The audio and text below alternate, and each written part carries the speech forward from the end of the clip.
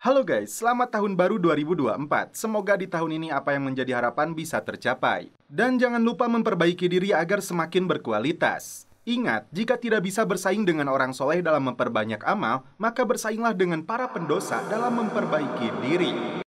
Kembali bersama saya Stephen. Seperti biasa jangan lupa siapkan apa? Ya tentunya kopi dan utbray untuk menemani kalian dalam menonton alur cerita film ini. Selamat menyaksikan dan celepot!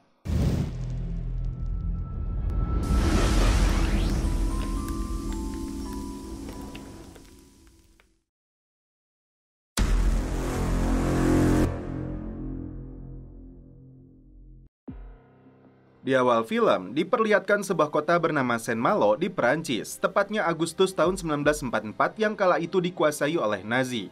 Angkatan Udara Amerika Serikat dari Skuadron 565 melancarkan serangan untuk menghancurkan basis militer Nazi di kota ini. Alhasil, kota ini luluh lantah. Salah satu penduduk kota ini adalah Mary Laurie, gadis buta sekaligus penyiar radio yang ditinggal seorang diri di rumahnya. Melalui frekuensi radionya, Mary berharap bisa bertemu dengan pamannya yang sudah berhari-hari tidak datang lagi ke rumahnya. Dan satu hal yang paling menyedihkan, Mary kehilangan kontak dengan ayahnya selama 1 tahun terakhir, padahal ayahnya berjanji kepadanya hanya akan pergi selama 6 hari. Tiba-tiba, Mary terpental akibat efek ledakan. Tapi itu tidak pernah menyurutkan semangat Mary untuk terus menceritakan kisah buku yang ditulis menggunakan huruf Braille meskipun setiap detik nyawanya bisa terancam. Scene berpindah ke sebuah lokasi bekas bangunan hotel yang dijadikan markas pengawasan radio Jerman. Seorang prajurit Nazi bernama Werner Fenning, salah satu pendengarnya Mary, tugasnya sebagai prajurit pengawasan radio. Werner menceritakan kepada rekannya, sebelum masuk militer dia sering mendengarkan siaran radio Prancis tentang seorang profesor yang sebetulnya dilarang oleh Hitler. Dari profesor ini, Werner belajar banyak fakta tentang dunia. Meski ancamannya hukuman mati, Werner tetap mendengarnya di frekuensi 13,10. Toh menurutnya mereka akan tetap mati, dan dia berharap bisa mengenal gadis itu.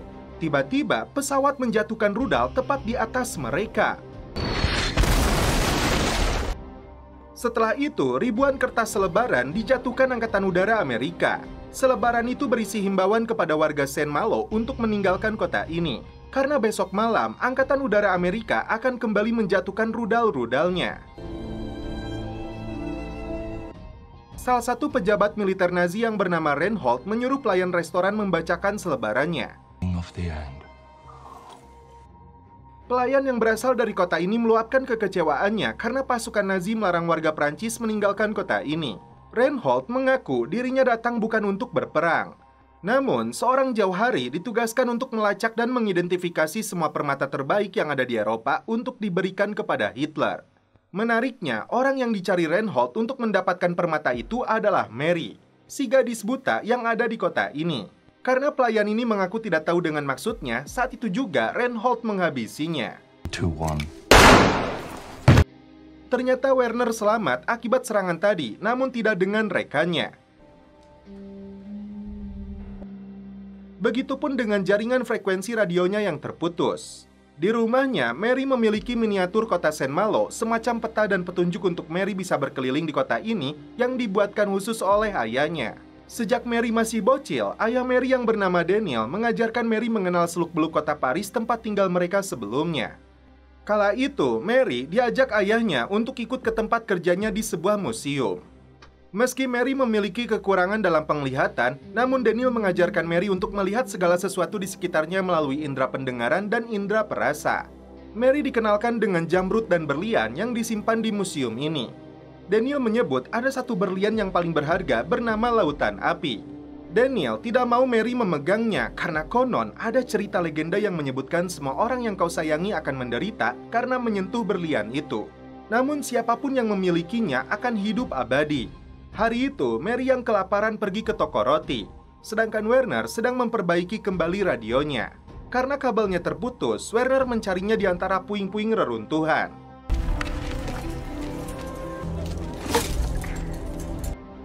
Karena tidak ada persediaan lagi, pemilik toko terpaksa memberikan roti basi kepadanya.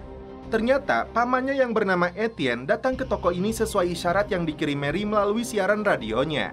Selama ini, Etienne bekerja untuk orang Amerika dan Inggris yang akan membebaskan mereka dari penjajahan Nazi. Pemilik toko memberi peringatan kepada Mary bahwa dirinya sedang dicari pasukan Nazi, namun dia tidak tahu apa alasannya. Etienne menyuruh Mary untuk segera kembali pulang dan mengunci rumahnya. Seorang komandan Nazi memergoki Werner sedang mencari barang rongsok. Werner jelaskan tujuannya untuk mencari kabel agar bisa memperbaiki kembali radionya. Disinilah kisah Werner kecil terungkap. Rupanya, sejak masih kecil, Werner memiliki bakat dalam dunia elektronik. Werner bisa merakit radio dari barang-barang bekas. Dengan saudarinya yang bernama Jutta, mereka berdua mendengarkan siaran radio Prancis tentang ilmu pengetahuan dari seorang profesor. Dan siaran ini pula yang didengar oleh Mary kecil. Kini, Mary mengulang kembali cerita profesor itu dan kebetulan Werner mendengarnya. Terutama tentang kegelapan yang tidak akan bertahan 1 detik pun saat kau menyalakan cahaya. Tiba-tiba, Werner dipanggil oleh komandannya. Dia mengatakan serangan udara yang dilakukan Amerika ke lokasi ini karena ada yang memberi mereka informasi melalui transmisi radio. Komandannya mengingatkan pesan dianggap tidak berbahaya itu bisa mengandung informasi bersandi. Werner yang mengaku lulusan terbaik di Institut Pendidikan Politik Nasional terbaik di Berlin tidak menemukan adanya frekuensi berbahaya.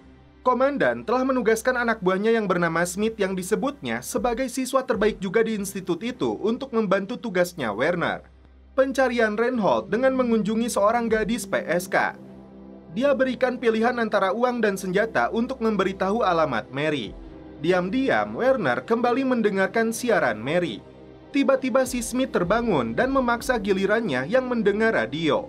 Werner mengalihkan perhatiannya agar Smith tidak mendengarkan siaran radionya Mary. Ternyata Smith bukanlah siswa terbaik Berlin karena Werner tidak pernah melihatnya.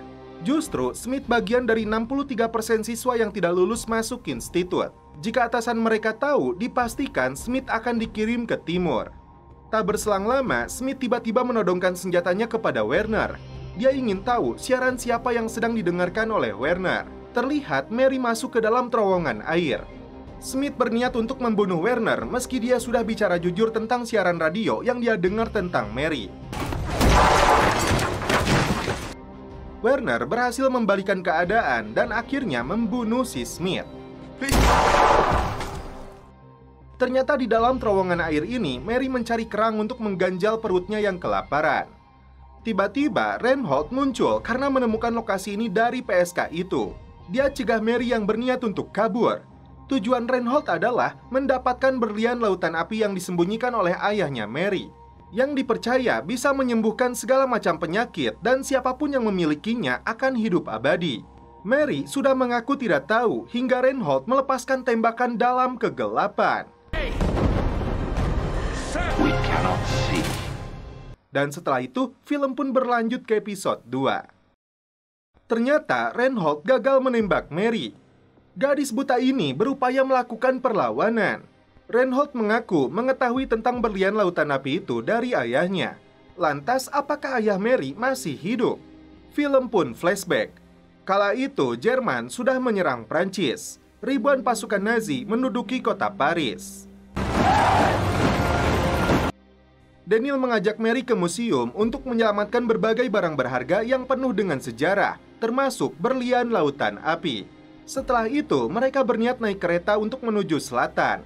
Berlian dan permata yang nilainya lebih dari separuh Paris itu, Daniel sembunyikan di dalam mulut dinosaurus untuk dikirim ke Jenewa. Beberapa kali Mary ditenggelamkan oleh tentara Nazi ini hingga dia berhasil melawan dan kabur dari sana. Sampai di luar, di waktu yang sama, Werner sedang membakar jasadnya Smith. Tepat setelah pesawat tempur Amerika kembali menghujani kota ini dengan rudal-rudalnya. Atasan Werner yang bernama Kapten Muller ini kembali muncul saat dia sedang membersihkan bercakan darahnya. Dia marah karena seharusnya Werner bekerja untuk menemukan transmisi radio musuh. Werner beralasan Smith tewas kemungkinan besar akibat ledakan saat mencari spare part radio. Tak diduga, Muller mendengar siarannya Mary yang mengarahkan titik penyerangan dengan kalimat kode. Werner bisa saja dieksekusi mati, namun Muller menginginkan dia mencari alamat si gadis buta itu untuk dihabisi langsung oleh tangan Werner atas perintahnya. 4 tahun sebelumnya, tepatnya di tahun 1940, Werner dan saudarinya Jutta besar di sebuah panti asuhan. Salah seorang komandan Nazi datang untuk mencari salah satu anak panti yang mendengar siaran selain siaran nasional. Jutta mencegah saat Werner akan mengacungkan tangannya. Tapi komandan ini sudah mengetahui Werner siswa jenius karena sel otaknya disebut terbuat dari serat optik. Werner dibawa ke rumahnya untuk memperbaiki radionya yang rusak. Jika Werner gagal, dia akan dibunuh. Karena sambungannya rusak, Werner membutuhkan solder. Tapi si komandan tidak mau memberikannya, malah menodongkan senjata. Alhasil, Werner yang jenius menggunakan permen karet layaknya film MacGyver. Radio itu pun kembali berfungsi. Kembali ke saat Mary dan ayahnya tiba di stasiun Paris bulan Juni tahun 1940. Mereka gagal berangkat karena kereta terakhir sudah pergi dan stasiun ini ditutup total karena telah dikuasai pasukan Nazi. Alhasil, mereka berdua dan ribuan warga Paris lainnya harus berjalan kaki. Setelah beristirahat di tengah perjalanan, mereka berdua putuskan untuk menuju Saint-Malo. Hingga saat itu, Mary dan Werner sama-sama masih mendengarkan siarannya Profesor. Jutta kembali melarangnya karena dia tidak mau Werner mendapat masalah. Tak diduga, malam itu juga Werner kembali dibawa pergi oleh Letkol Schindler. Jutta pun menangis, tidak mau kehilangan saudaranya ini. Saat itu, Werner dibawa ke Institut Pendidikan Militer Nazi di Berlin. Di sekolah inilah Werner dididik dari mulai mental, fisik, dan doktrin kesetiaan kepada Hitler. Letkol Schindler mengantarkan Werner menemui pimpinan kampus bernama Karen. Werner langsung kena tampolan hanya karena dia menjawab tidak tahu di mana ayahnya karena dia berasal dari yayasan yatim piatu. Karen akan melakukan pemeriksaan fisik terlebih dulu karena Nazi sangat membenci ras Yahud. Tak hanya pemuda, ternyata ada juga puluhan bocil yang sudah dididik di institut ini. Werner ditempatkan di sebuah barak dengan puluhan siswa lainnya. Baru saja masuk, Werner sudah mendapat pukulan dari seniornya. Dia pun akhirnya kena mental.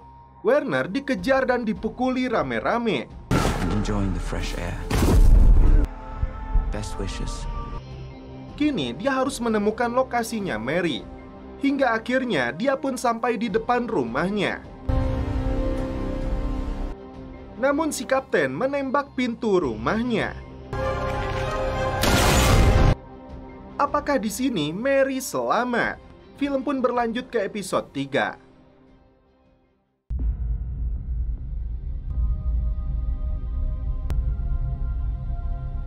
Werner diberi pistol oleh Kapten Muller untuk menghabisi Mary. Tiba-tiba Etienne muncul di sana. Kesempatan ini dimanfaatkan Werner untuk menghabisi Muller.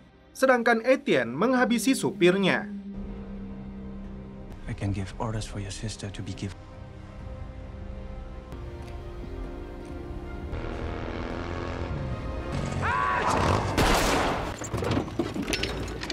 Etienne cukup terkejut karena Werner menghabisi komandannya sendiri. Werner mengatakan ceritanya panjang. Etienne berteriak memberitahu Mary bahwa pasukan Amerika akan datang ke kota ini karena siarannya dari Mary yang mengarahkan lokasi serangan udara. Etienne meninggalkan pesan terakhir untuk Mary yang dia ukir di pintu rumahnya. Etienne dan Werner menyembunyikan jasad dua tentara Nazi itu, kemudian mereka pergi dari sana.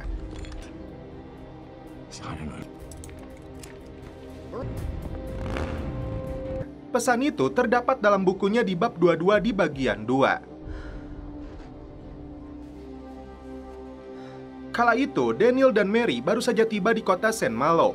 Mereka diterima oleh paman dan bibinya Mary. We're in the kitchen. With his radio. Uncle Etienne. Very annoying. But Daniel. What nothing but scavenged herbs and stale bread. Well, now I must hear the details. Etienne rupanya mantan komandan tentara Prancis yang pernah dihantui masa lalu saat terjun ke medan perang. Kala itu, Etienne lebih peduli kepada anak buahnya untuk memakai masker karena adanya serangan gas beracun. Rupanya, Etienne seorang pejuang yang memiliki banyak medali penghargaan. Sejak saat itu, Etienne tidak pernah meninggalkan rumahnya. Daniel, I mean, I don't think you want me. No, I am not to see. I will come down. Would you? Like an angry lunatic. What's the I don't read the newspapers much. omelet?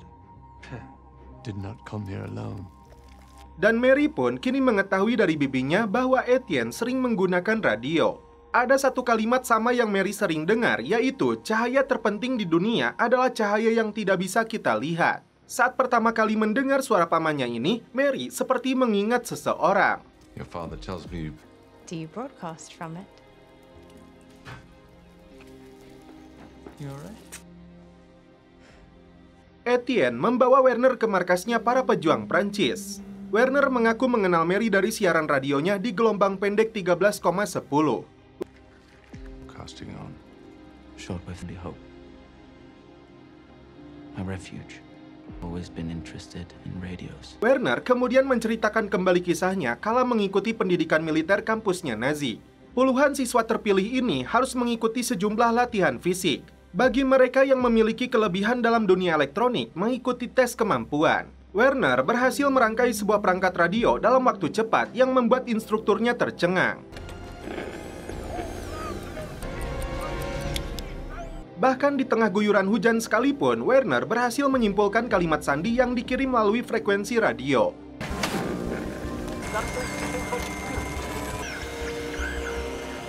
No. Pencil to write down your calculations. Take it.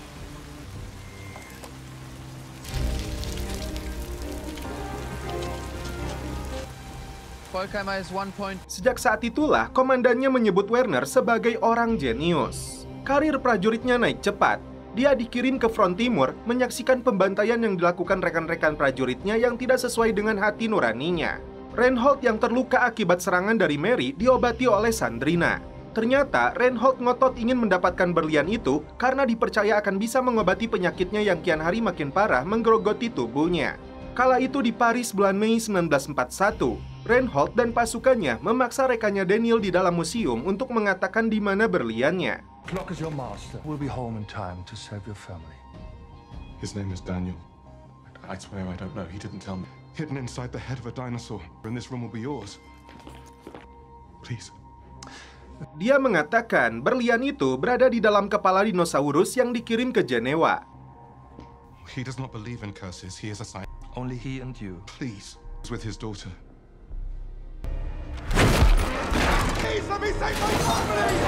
Dari sanalah Reinhold mengetahui Daniel memiliki seorang anak gadis yang buta. Sandrina bersedia mengatakan tempat tinggal Mary sekarang asalkan Reinhold membantu dia untuk keluar dari kota ini. Mary baru saja menyelesaikan siarannya di bab 22 sebagai pesan sandi terakhir untuk pihak Amerika. Kala itu, Etienne menunjukkan radio miliknya kepada Mary yang bisa membawanya berkeliling dunia melalui indera pendengarannya. Etienne tidak bisa mengelak karena Mary bisa mengenali suaranya sebagai sang profesor yang dia dengar suaranya sejak Mary masih kecil. Menceritakan tentang ilmu pengetahuan dan fakta dunia. Etienne mengatakan radionya kini dia gunakan untuk sesuatu yang lebih penting.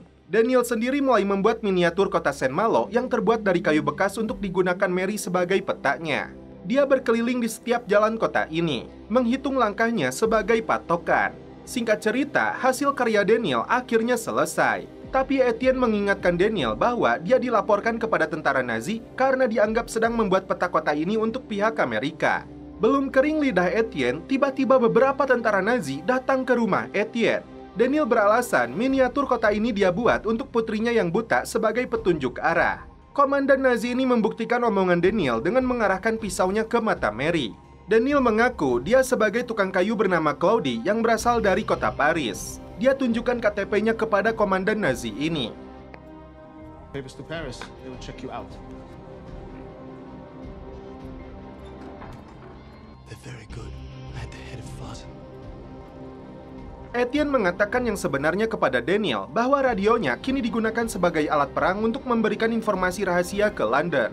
Di dalam terowongan laut ini, Daniel memberitahu Mary sumber makanan pengganti dari kerang tiram yang dapat dia temukan di sini. Tak hanya Etienne, Bibi Mary dan beberapa wanita di kota ini tergabung dalam kelompok pejuang Prancis. May I introduce you?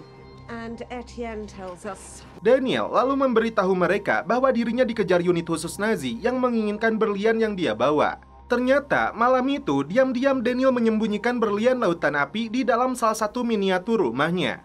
Daniel memberitahu Mary bahwa dirinya harus pergi selama 6 hari ke Paris untuk membantu perjuangan Prancis dari penjajahan Jerman. Selain itu, Daniel melakukan ini untuk menghilangkan jejak mereka agar tentara Nazi tidak mengejar mereka lagi. Kembali ke saat ini, Di tengah gempuran Angkatan Udara Amerika, Reinhold berjalan menuju lokasinya Mary. Ternyata, Werner sendiri bisa mengenali Etienne sebagai sang profesor. Tak berselang lama, para petinggi pejuang datang. Etienne meminta persetujuan mereka untuk merekrut Werner menjadi bagian dari kelompok pejuang dan mengampuni dosa-dosanya.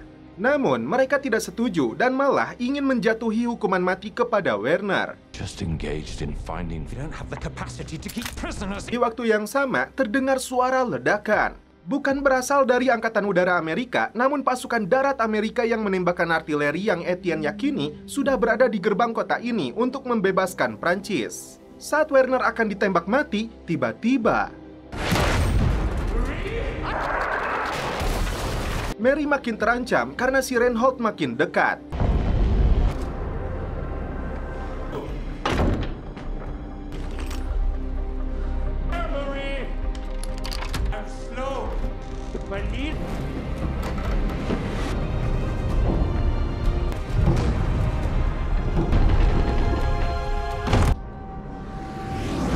Malam itu, artileri Amerika melakukan gempuran habis-habisan untuk menghancurkan markas pasukan Jerman.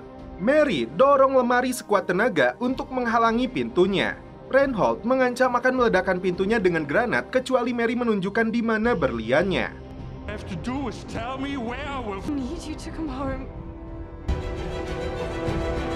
Werner kembali bangkit untuk melihat keadaan Etienne yang terluka parah.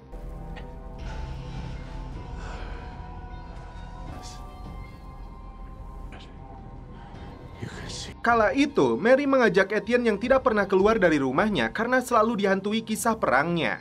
Jika biasanya orang yang bisa melihat yang akan memandu orang buta, kini sebaliknya, gadis butalah yang memandu pamannya yang bisa melihat untuk kembali melihat dunia luar yang dibutakan karena traumanya. Mereka datang ke toko roti untuk mengambil pesan kode yang disembunyikan di dalamnya. Now I know we will win. It is the burnt one that is not for me. It's the burnt one. Hey, you're not okay. Grab my cane, I'll go. Etienne mengajak Mary memancing sambil merumuskan pesannya. Reinforcements, I guess. Tiba-tiba, dua tentara Nazi memergoki mereka. Untung saja, Mary mengaku sedang mengetik huruf Braille dari buku yang dibacanya. The passion in his gestures. It's from a book. 20,000. Thank you. How good you are at this. Kembali ke rumah, tiba-tiba asap tebal muncul dari kompor yang terbakar. Bibi Mary ternyata meninggal akibat serangan jantung. Until she knew I could take her place, not myself. I will finish your work, I promise. Etienne memberikan pesan terakhirnya kepada Werner untuk melindungi Mary hingga pasukan Amerika datang. She set me free. Boy, I promise. Saat itu, Reinhold berhasil menangkap Daniel di stasiun Paris. Walking, never hesitate. And now, come with me. Daniel diancam akan dibunuh kecuali dia mengatakan di mana berliannya. Take it.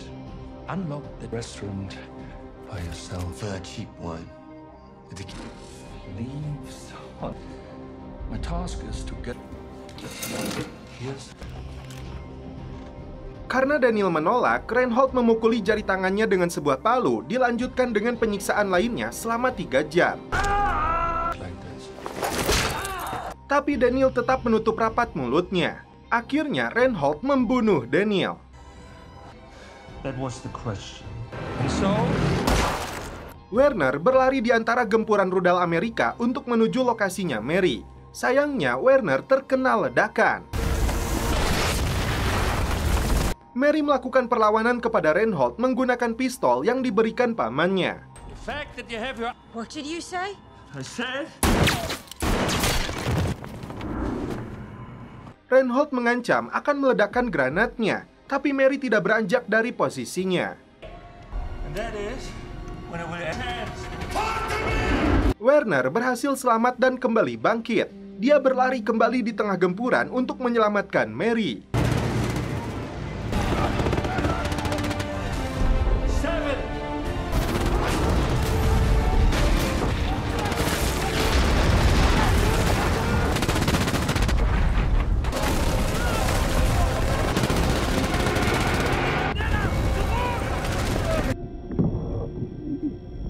Werner berhasil masuk, namun Reinhold melepaskan tembakan ke arahnya.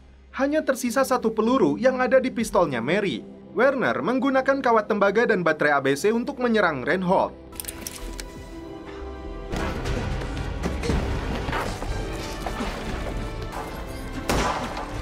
Dan akhirnya Mary berhasil menembak si Reinhold tepat di kepalanya.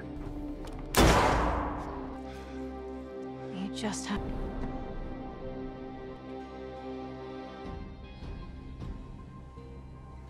Except alive.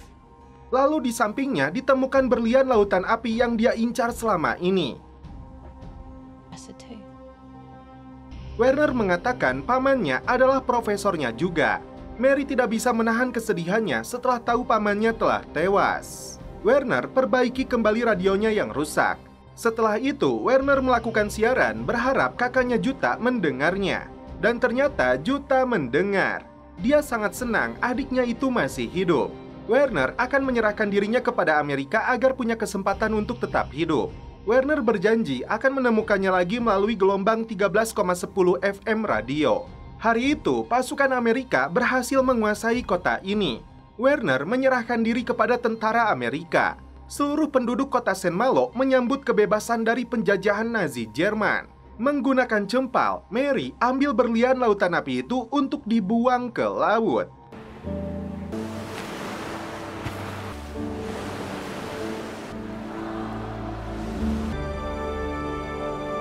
Dan setelah itu, film pun berakhir. Oke guys, terima kasih yang sudah menonton sampai episode terakhir ini. Salam percelopotan duniawi, keep enjoy.